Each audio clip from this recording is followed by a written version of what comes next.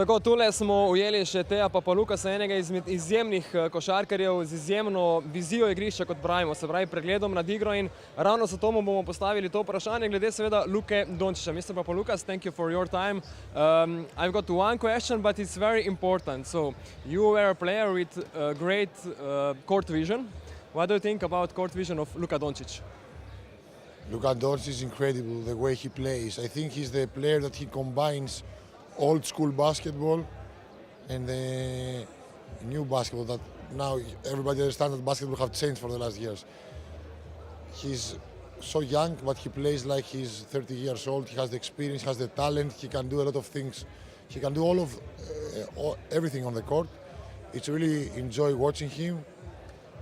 Unfortunately, I think it's the last season I'm going to watch him in Europe, in EuroLeague.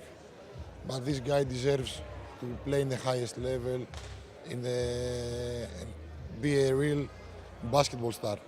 Teo, thank you very much. You're welcome. Dame in gospodje, to je bil Teo Papalukas. Zapomnite si njegove besede. Hvala lepa. Ujeli smo tudi Mirsada Turkčana, ki seveda velja za enega izmed najboljših skakalcev v Evropi, v Euroligi. Govorimo seveda o Luki Dončiću, sprašujemo legende, košarkarske legende o tem, kaj menijo o njegovi igri, ravno tam, kjer so bile same legende najboljše. Torej, Mirsad Turkčan, kako vidite igro Luke Dončića, znači na obruču i skok igro? Vi ste bili jedan od najboljih skakača u Europi.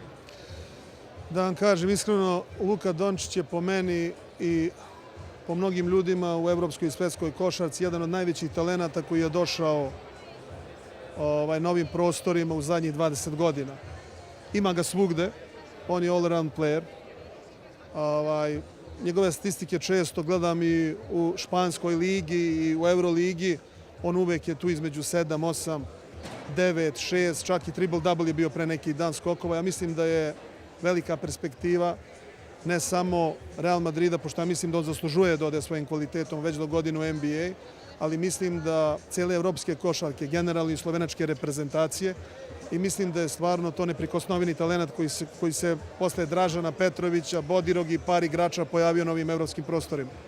Dobar skorer, dobro, recimo, court vision, a ima i dobar skok. Ima izvanredan skok. Na poziciji na kojoj igra ima izvanredan skok. Ali to je u stvari njegova želja za tim, njegov osjećaj i jednostavno njegova želja za napredovanje u košarci. Tako da mislim da je, kao što sam malo pre rekao, on je all-around player i mislim i želim mu pre svega najveću sreću što se tiče i Final Fora i dalje karijere, ali mislim da treba svi da uživamo u njegovim igrama gledajući kako to maestralno radi. Hvala vam lijepo. Nema na čemu.